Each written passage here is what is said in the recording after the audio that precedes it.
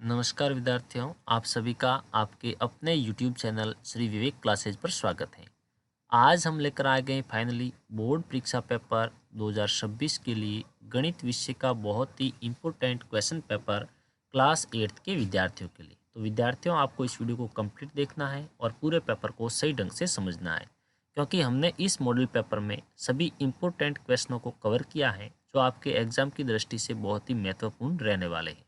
तो चलिए बिना टाइम वेस्ट किए हम इस पेपर को हल करना स्टार्ट करते हैं। सबसे पहले हम भाग फर्स्ट को हल करेंगे, जिसके अंदर वस्तुनिष्ठ प्रश्नों को कवर किया गया है। तो क्वेश्चन नंबर है फर्स्ट, संख्या 7/11 का योज्य प्रतिलोम है। विद्यार्थियों, आपको ध्यान रखना है कि योज्य प्रतिलोम ज्ञात करने के लिए संख्या का केवल निशान चेंज करते हैं। यदि कोई संख्या प्लस की है तो संख्या तो वही रहेगी, लेकिन उसका निशान चेंज होकर माइनस बन जाएगा। और यदि कोई संख्या माइनस की है तो योज्य प्रतिलोम ज्ञात करते हैं तो केवल निशान बदलेगा, संख्या वही रहेगी। माइनस की है तो वो संख्या प्लस की हो जाती है। तो हमारे ये संख्या प्लस की है तो संख्या तो यही रहेगी, केवल इसका निशान चेंज होगा तो ये संख्या माइनस की बन जाएगी। ऑप्शन नंबर जो हमारा ब है वो सही हो जाएगा। नेक्स्ट क्वेश्चन है हमारे सेकेंड, रैखिक समीकरण 2x + 5 = 15 का हल है। तो यहाँ पर इस समीकरण को हम हल करते हैं। 2x + 5 बराबर में है 15। हल करने के लिए हमें केवल x की वैल्यू ज्ञात करनी है, तो x को यहीं पर रखेंगे, बाकी सभी को हम पक्षांतरण कर देंगे। तो ऑलरेडी पहले से उधर 15 है, ये प्लस का 5 उधर जाकर माइनस का 5 हो जाएगा, और ये 2 मल्टीप्लाई में है तो किस में जाएगा, डिवाइड में जाएगा। तो इसको आगे हम हल करते हैं। 15 - 5 यानी 10 बट्टे में है हमारे 2, 2 का भाग 10 में पूरा पूरा जा रहा है 5 बार।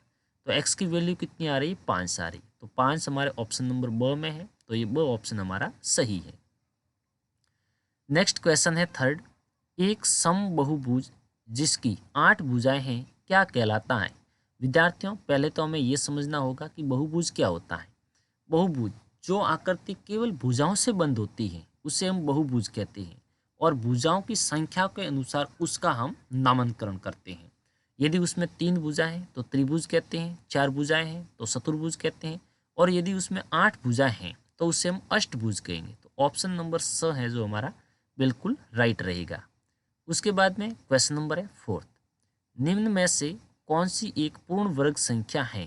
पूर्ण वर्ग संख्या का पता करना है, और पूर्ण वर्ग संख्या है या नहीं है इसका पता करने के लिए हमें विद्यार्थियों संख्या के अभाज्य गुणनखंड करने पड़ते हैं, और उसके जो भी फैक्टर्स आते हैं, गुणनखंड आते हैं, उसके हम दो दो के जोड़े बनाते हैं। यदि दो दो के जोड़े पूर्ण रूप से बनते हैं तो वह पूर्ण वर्ग संख्या है, अन्यथा वह पूर्ण वर्ग संख्या नहीं है। तो यदि आप 32 के अभाज्य गुणनखंड करके दो दो के जोड़े बनाते हो तो नहीं बनेंगे। 48 के भी दो दो के जोड़े नहीं बनने वाले, और ना ही 72 के दो दो के पूरे पूरे जोड़े बनने वाले।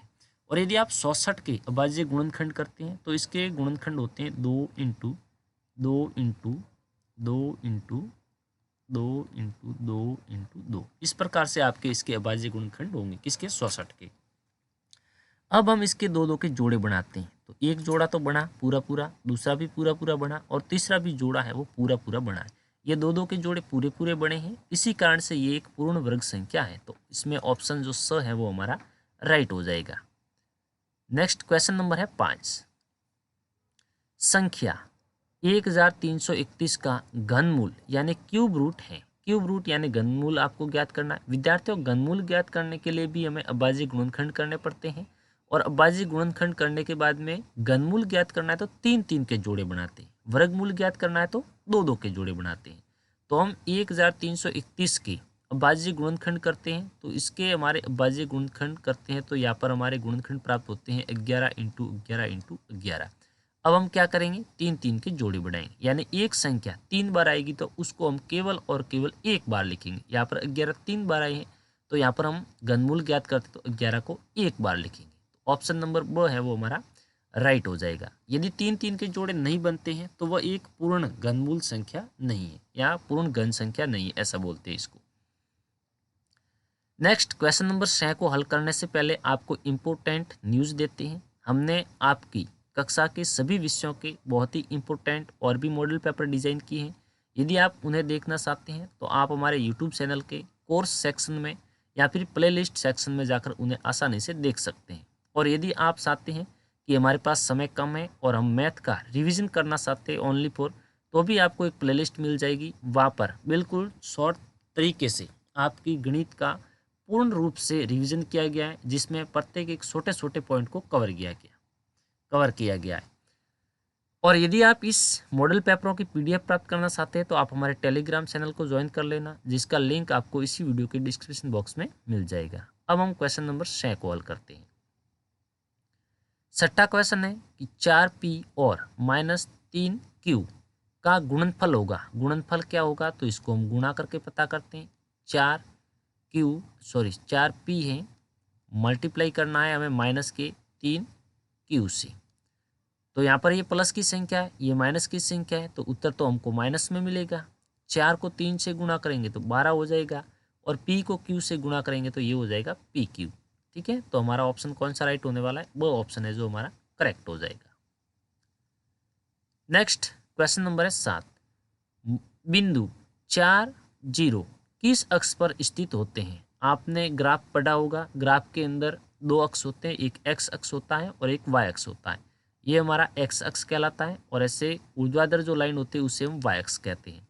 तो इसने बोला है कि 4 और 0 किस अक्ष पर होंगे। तो मान लो कि यहाँ पर हम या 1 या 2 लिखते हैं, या फिर 3 लिखेंगे, फिर आगे यहाँ पर हम लिख देते हैं 4, ये एक्स अक्ष पर। और इसी प्रकार से वाई अक्ष पर भी होते हैं, और यहाँ पर एक्स अक्ष में माइनस में ये संख्या होती है, और यहाँ पर वापस वाई की माइनस में होती है। तो इसने बोला है कि ये पहले वाला हमारा एक्स होता है, सेकेंड वाला वाई होता है। तो पहले वाला एक्स जो 4 है, तो यहाँ पर हम यह 4 को दर्शाएंगे। अब हम देखेंगे वाई तो 0 है, तो वाई यहाँ पर 0 है, तो ये कहाँ पर पॉइंट मिल रहा है हमें, एक्स अक्ष पर मिल रहा है ना। तो ये किस पर होगा, ये एक्स अक्ष पर होगा। ठीक है, कौन, 4, 0 किस अक्ष पर है, एक्स अक्ष पर है। नेक्स्ट क्वेश्चन नंबर है 8। 5 की घात -2 का सही मान है, इसका सही मान है।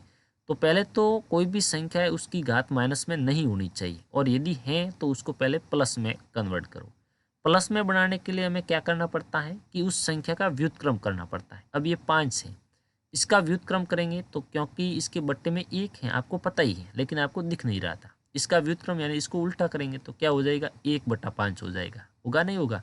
अब इसकी घात -2 थी ना, अब ये प्लस में हो गई। 5 की घात है तो यहाँ पर 5 की घात ये हो गई प्लस की 2। ठीक है, अब आगे हल करते हैं तो 1 का तो 1, 5 की घात 2 मतलब हो गया 25। 5 × 5 यानी 25, तो 1/25 जो होगा वो हमारा राइट आंसर होगा, ऑप्शन नंबर स। नेक्स्ट भाग सेकंड को हल करते हैं, जिसमें अति लघुत्तरीय प्रश्नों को कवर किया गया है 9 से 12 तक। तो यहाँ पर 9वां क्वेश्चन है कि 2/5 मल्टीप्लाई कोष्टक -3/7 का मान ज्ञात कीजिए। ये मल्टीप्लाई हो रहे हैं, और मल्टीप्लाई तो बिल्कुल सिंपल है। यहाँ पर हम लिखते हैं 2/5 मल्टीप्लाई -3/7। गुणा करते हैं तो विद्यार्थियों आपको ध्यान रखना है, अंश अंश से गुणा करता है और हर हर से गुणा करता है। 2 3 से गुणा करेगा तो 6 हो जाएगा। ये प्लस है, ये माइनस है, तो माइनस प्लस गुणा करके माइनस बनता है बट्टे में। 5 7 से गुणा करेगा तो 5 7 35, यहाँ पर बट्टे में आ जाएगा 35। ये हमारा आंसर हो जाएगा। नेक्स्ट 10वां क्वेश्चन है, समीकरण 3x = 2x + 18 को हल कीजिए। तो इसको हल करते हैं। समीकरण है, समीकरण को हल करने के लिए सबसे पहले एक बार तो हमें समीकरण को ऐसा का ऐसा ही लिखना है, उसके बाद में हल करना। मैं डायरेक्ट इसको हल करता और ये वाला निशान हमें समीकरण में अवश्य लगाना होता है, इसका मतलब यह होता है। तो यहाँ पर है 3x, ये 2x प्लस का है, सर्रासी है तो इसको इधर लेके आ जाते, बराबर के इस साइड में लेके आते। तो ये प्लस का है तो माइनस का हो जाएगा, माइनस का 2x। अब बराबर के उस साइड में तो ओनली फॉर प्लस का 18 रह गया। हमें तो किसका मान चाहिए, x का मान चाहिए। यहाँ पर इसको हल करते 3x में से 2x गए तो पीछे तो ओनली फॉर 1x, यानी जिसे हम x कहते हैं, x रह गया, और बराबर में क्या आया 18, जो ये इसका क्या है आंसर है। ठीक है ना। नेक्स्ट क्वेश्चन नंबर है 11। एक थैले में 3 नीली 2 सफ़ेद गेंदें हैं। एक नीली गेंद प्राप्त करने की प्रायिकता क्या है। आपको एक नीली गेंद प्राप्त करनी है, तो हम यहाँ लिखेंगे नीली गेंद की प्रायिकता। ठीक है। अब आपको बताना है कि कुल नीली गेंदें कितनी है। कुल नीली गेंद आपको पता है 3 है, और बट्टे में तो हमेशा कुल आता है ना, यानी टोटल। तो कुल गेंदें कितनी है, 3 नीली है, 2 सफ़ेद है, तो कुल गेंदें तो 5 है, तो बट्टे में आ गया 5। तो ये इसकी हो गई प्रायिकता। नेक्स्ट क्वेश्चन नंबर है 12। एक वस्तु रुपये 500 में खरीदी गई और 10% लाभ पर बेची गई, विक्रय मूल्य ज्ञात कीजिए। यानी इसको बेचा कितने में है, और वस्तु को खरीदा था 500 में और उसको 10% लाभ पर बेचा जा रहा है। तो ये ज्ञात करने के लिए हम क्या करेंगे, 500 का 10% पहले ज्ञात करेंगे कि भाई लाभ हमें कितने रुपए का होगा, है ना। तो 500 का मतलब मल्टीप्लाई 500 का 10%, 10% मतलब 10/100 हो गया। 0 टू 0 हमने डायरेक्ट काट दिया, क्या बचा, या 5 और या 10, 5 × 10 यानी 50, यानी 50 रुपये हमें ज़्यादा लेने पड़ेंगे। तो 500 की वस्तु है, 50 रुपये और हम इसमें ऐड कर देंगे, तो ये हो जाएगा 550। यदि 10% लाभ पर बेचना है ना, तो 550 रुपये में उस वस्तु को बेचा जाएगा। तो इसका विक्रय मूल्य क्या हो जाएगा, 550 रुपये। आपको थोड़ा व्यवस्थित लिखना है कि भाई दिया गया है वस्तु का क्या ये क्रय मूल्य है 500, लाभ प्रतिशत 10% है ना, ज्ञात करना है विक्रय मूल्य। तो इस प्रकार से फिर आगे इस टाइप से आपको हल करना है, थोड़ा व्यवस्थित लिखना है एग्जाम में, यहाँ पर मैं केवल आपको समझा रहा हूँ। आगे भाग जो हमारा तीसरा है उसको हल करते हैं। तो 13वां क्वेश्चन है कि सत्य असत्य पहचानिए। a⁻m इंटू a⁻n बराबर a⁻m+n। तो ये बात है वो क्या है, सत्य है। क्यों है सत्य, क्योंकि जब ये आधार होता है, इसे हम आधार कहते हैं, आधार यदि सेम होता है तो घातांकें आपस में जुड़ती है, मल्टीप्लाई हो रहा है ना, आधार सेम होता है और मल्टीप्लाई हो रहा है तो घातों को जोड़ देते हैं। तो आधार सेम रह गया ए और घातों को जोड़ दिया m+n, ठीक है, ये राइट है। और यदि भाग होता है तो घातें माइनस होती है। उसके बाद में सेकंड है, किसी संख्या की घात 0 होने पर मान 0 होता है। तो ये बात इसकी असत्य है, क्योंकि आपने पढ़ा हुआ है घात और घातांकीय, है ना, ऐसा ही कुछ था, अध्याय का नाम है आपके घात और घातांक, ऐसा नाम है। तो उसके अंदर आपने पढ़ा होगा कि यदि किसी संख्या की घात 0 है तो उसकी वैल्यू होती है 1। तो इसने तो बता दिया कि यदि किसी संख्या की घात 0 है तो उसका मान 0 होता है। तो ये बात इसकी क्या है, असत्य है। नेक्स्ट है 1000 सेमी क्यूब बराबर 1 लीटर। तो ये बात इसकी बिल्कुल सत्य है। यदि किसी वस्तु का जो आयतन होता है वो आपके 1000 सेमी क्यूब आ रहा है तो उसमें जो तरल पदार्थ है वो आपके 1 लीटर होगा, है ना, 1 लीटर के बराबर होता है। तो ये बात इसकी क्या है, सत्य है, राइट है। नेक्स्ट चौथा, वर्ग के विकर्ण एक दूसरे को समकोण पर काटते हैं। तो जो वर्ग होता है उसके जो विकर्ण होते हैं वो लंब समद्विभाजित होते हैं। तो ये बात इसकी बिल्कुल राइट हो जाएगी। नेक्स्ट क्वेश्चन पर हम चलते हैं, जो हमारे रिक्त स्थान से संबंधित हैं, रिक्त स्थानों की पूर्ति करनी है। तो पहला है बेलन का आयतन का सूत्र है। तो बेलन का आयतन ज्ञात करने का सूत्र होता है πr²। क्या होता है, πr²। ये वाला राइट हो जाएगा। अब πr² किसका सूत्र है आप कमेंट करके बता दो मुझे। नेक्स्ट क्वेश्चन है चतुर्भुज के अंत कोणों का योग। चतुर्भुज जो होता है उसके अंत कोणों का योग 360 डिग्री होता है। त्रिभुज के अंत कोणों का योग कितना होता है आप हमें कमेंट करके बताना। नेक्स्ट है 2⁻1 का गुणात्मक प्रतिलोम रिक्त स्थान है। तो यदि विद्यार्थियों कोई भी संख्या है और उसकी घातांक माइनस में है, घातांक माइनस में है, तो वो घात है वो किस में बदल जाती है, प्लस में बदल जाती है। यानी माइनस की घात है तो प्लस और प्लस की घात है तो माइनस। गुणात्मक प्रतिलोम ज्ञात करना है तो यहाँ पर ये माइनस की 1 घात है ये प्लस में हो जाएगी और प्लस की 1 हो जाएगी, और 1 घात को लिखने की आवश्यकता नहीं होती, इसीलिए इसका आंसर हो जाएगा 2। ठीक है। नेक्स्ट हमारे हैं चौथा क्वेश्चन, समांतर चतुर्भुज की सम्मुख भुजाएं। समांतर जो चतुर्भुज होता है उसकी सम्मुख जो भुजाएं होते हैं, आमने सामने की जो भुजाएं होती है वो लंबाई में बराबर होती है, ठीक है, और सम्मुख कोण होते हैं वो भी बराबर होते हैं, और आसन कोणों का योग 180 डिग्री होता है। नेक्स्ट 15वां क्वेश्चन है मिलान कीजिए। x - y कोष्टक x+y, एक बार माइनस में है एक बार प्लस में है, तो मतलब ये ऐसा होगा कि x² - y²। तो ये किससे मिलेगा, इस वाले से मिलेगा। नेक्स्ट है x - y का होल स्क्वायर। तो x - y का होल स्क्वायर है तो ये सॉल्व होता है समीकरण, ये सरसमीका हमारे खुलती है x² - 2xy + y², यानी ये इससे मिलेगा। आपने 3 सरसमीका याद की, याद होगा आपको। और यहाँ पर है a कोष्टक b + c, ये वितरिकता का नियम है तो ab + ac हो जाएगा। किससे मिलेगा ये ab + ac। आयत का क्षेत्रफल ज्ञात करने का सूत्र तो आपको याद ही है, लंबाई इंटू चौड़ाई। वर्ग का क्षेत्रफल ज्ञात करने का सूत्र क्या है, कमेंट कर सकते हो। नेक्स्ट 16वां क्वेश्चन है, संलग्न पाई चार्ट एक महीने में एक परिवार के विभिन्न मदों में व्यय और बचत को दर्शाता है। पाई चार्ट को सही से पढ़ें और उत्तर दें। तो पहला क्वेश्चन है, किस मद में व्यय सबसे अधिक है। तो हम देखते हैं यहाँ पर परसेंटेज दिए गए, सबसे ज़्यादा परसेंटेज है उसमें व्यय सबसे ज़्यादा हुआ है। तो सबसे ज़्यादा परसेंटेज किस में है, ये 25% है, जो किस में है, भोजन में है ना। तो किस मद में व्यय सबसे अधिक है, तो ये भोजन में 25%। सेकेंड है, किस मद पर हुआ व्यय परिवार था, परिवार की कुल बचत के बराबर है। तो बचत के बराबर है, यानी बचत कितनी हो रही, पहले तो ये पता करते हैं। बचत हो रही है 15%। तो अब और कौन सी ऐसी जो कार्य हैं जिसमें 15% व्यय हो रहा है। तो 15% व्यय हो रहा है बच्चों की शिक्षा के लिए। तो बचत और बच्चों की शिक्षा, ये दोनों ही इनका परसेंटेज बराबर है, ठीक है ना। बचत और व्यय बराबर है। नेक्स्ट है हमारे, यदि परिवार की मासिक बचत 3000 है, मासिक बचत है वो कितनी है, 3000 है, तो कपड़ों पर हुआ व्यय ज्ञात कीजिए। मासिक बचत है वो कितनी है, 3000 है, तो बचत कितनी है, 3000, जो कितना है, 15% है। 100 का 15% है ना, वो आपके कितना है, 3000 है। आपको ज्ञात करना है कि कपड़ों पर हुआ व्यय, कपड़ों पर व्यय कितना हुआ, कपड़ों पर व्यय हुआ है 10%। कितना हुआ है, 10%। तो इसको आसानी से ज्ञात कर सकते हैं। 15 जो प्रतिशत है, 15% है, वो हमारे कितना है, 3000 है, ऐसे लिख देते हैं। 10% है वो कितना होगा, हमें तो पता नहीं, x मान लो।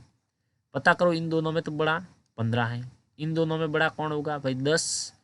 15 के लिए 3000 है, तो 10 के लिए तो 3000 से छोटा होगा, तो इन दोनों में भी बड़ा ये है। अब आपको ध्यान रखना है, इससे इस साइड से बड़ी संख्या लेते हैं तो इस साइड से छोटी संख्या लेनी है। तो 15 को x से गुणा करते, ये हो रहा है हमारा 15x, बराबर में 3000 को 10 से गुणा करते तो ये हो जाएगा हमारे 3000 इंटू 10। ऐसा ही रखते एक बार। हमें x की वैल्यू ज्ञात करनी, x को यहीं पर छोड़ दो।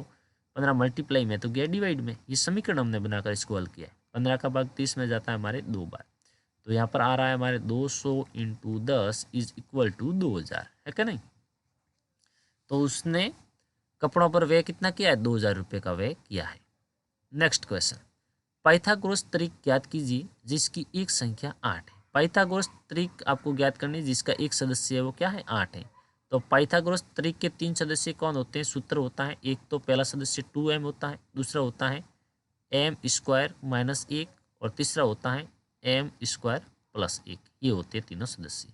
तो पहले तो हमें m की वैल्यू ज्ञात करनी है। तो इनमें सभी में 8 को उसके बराबर में रखेंगे, जहाँ पर हमें m की वैल्यू एक पूर्ण संख्या में मिल जाती है, वहाँ तक हम इसको सॉल्व करेंगे।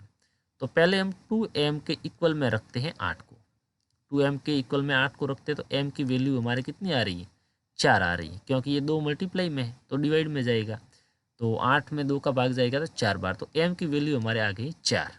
ठीक है, अब इसको हमने सॉल्व किया और इससे हमें ये पूर्ण संख्या मिल गई, m का वैल्यू मिल गया। तो इसको हम दोबारा यूज नहीं करेंगे, ये किसके बराबर है, 8 के बराबर में। तो एक सदस्य तो हमारा है 8।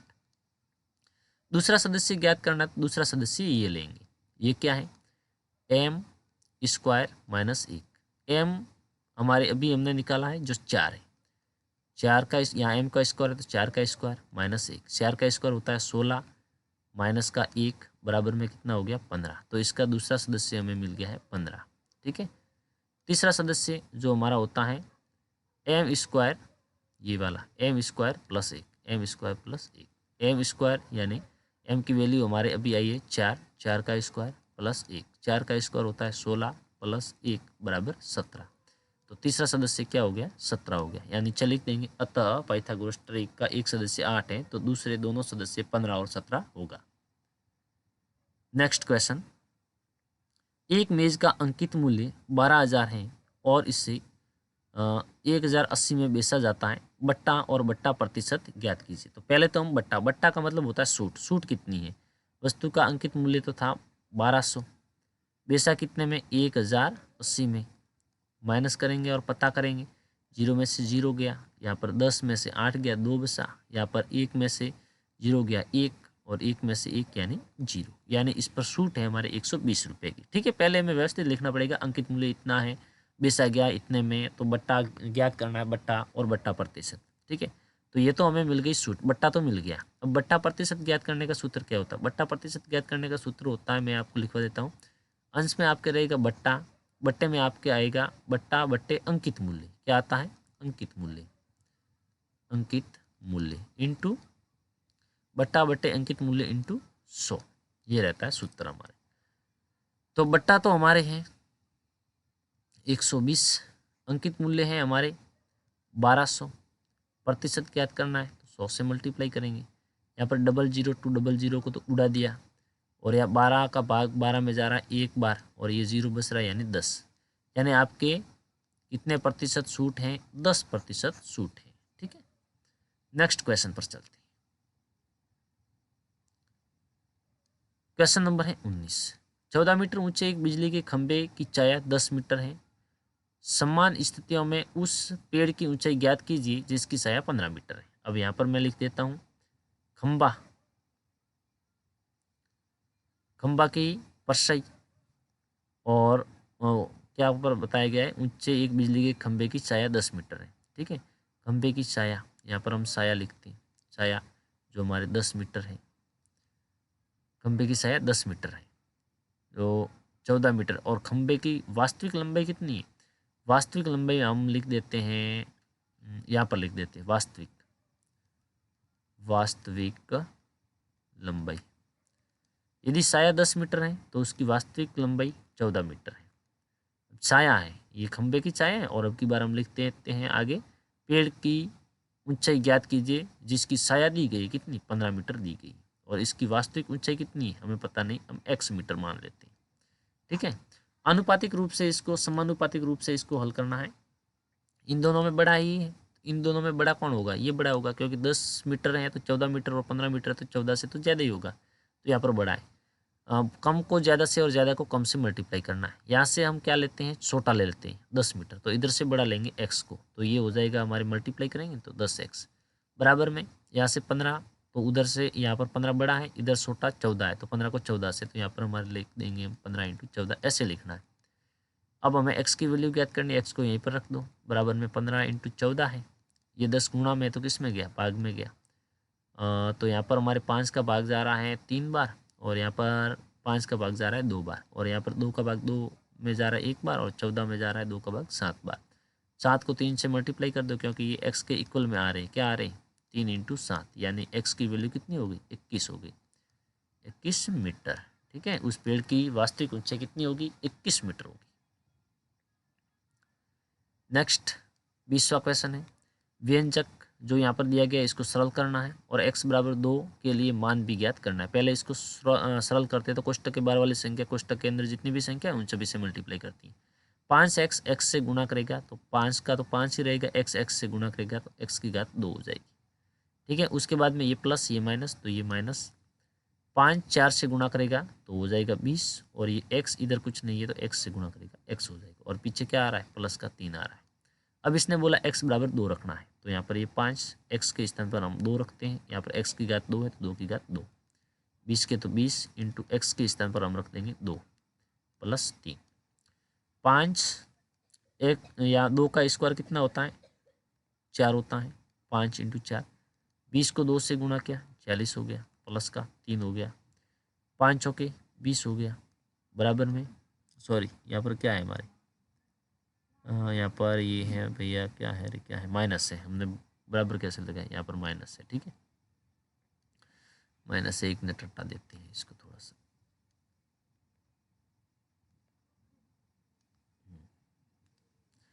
20 माइनस 40, 20 माइनस 40 प्लस 3। आगे इसको हल करते हैं।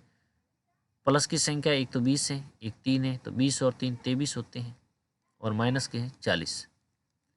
आगे हल करते हैं तो 40 में से 23 को घटा देते हैं, तो हमें प्राप्त होते हैं भैया, कितने होते हैं? प्राप्त होते हैं हमें 20 में से 23, 40 में से हमको 23 को घटाना है, तो यहाँ पर हमें प्राप्त होते हैं 17। ठीक है, बड़ी संख्या 40 है जो माइनस की है, तो यहाँ पर माइनस आ जाएगा। ठीक है, ये हमारा आंसर आ जाएगा -17। नेक्स्ट क्वेश्चन पर चलते हैं। पानी का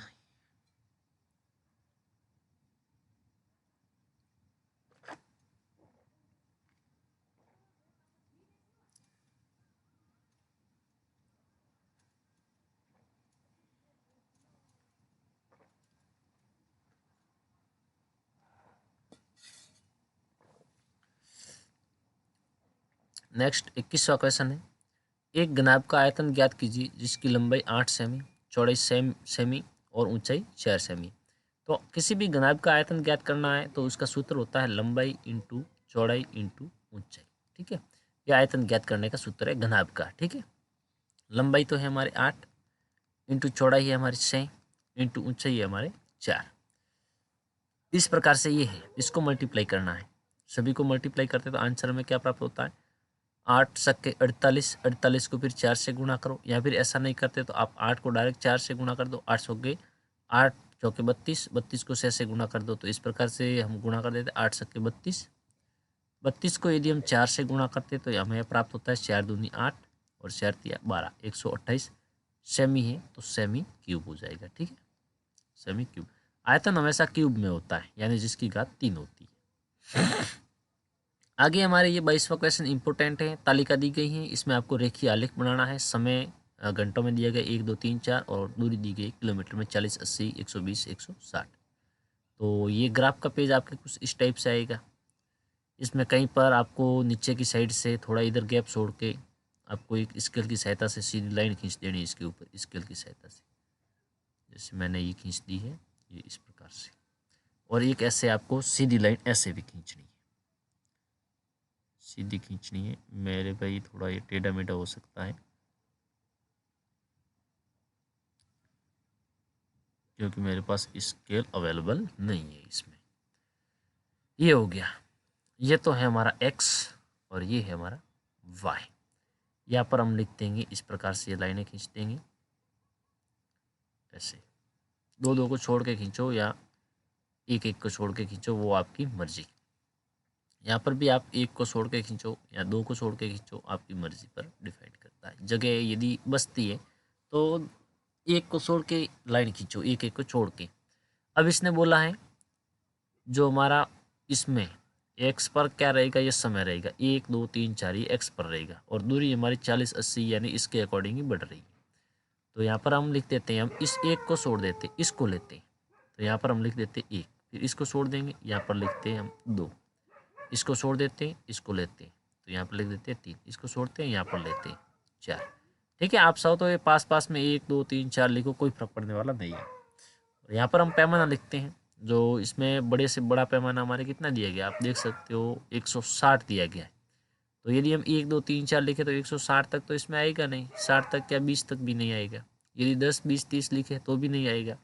तो हम इसमें कम से कम लिख देते हैं 40 का लिख दें या फिर और कुछ लिख देते हैं। ठीक है, तो यहाँ पर हम रख देते हैं 20 के ही रख देते हैं, 20 40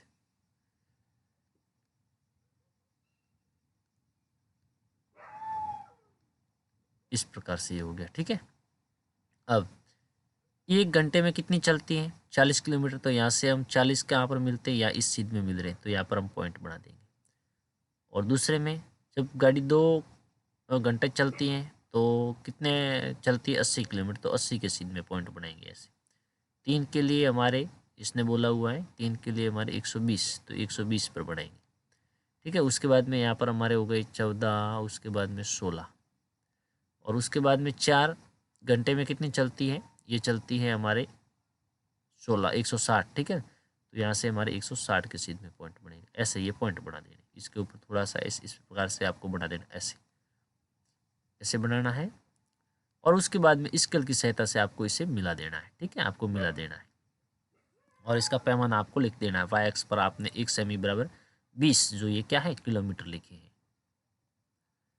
नेक्स्ट हमारे 23वां क्वेश्चन है।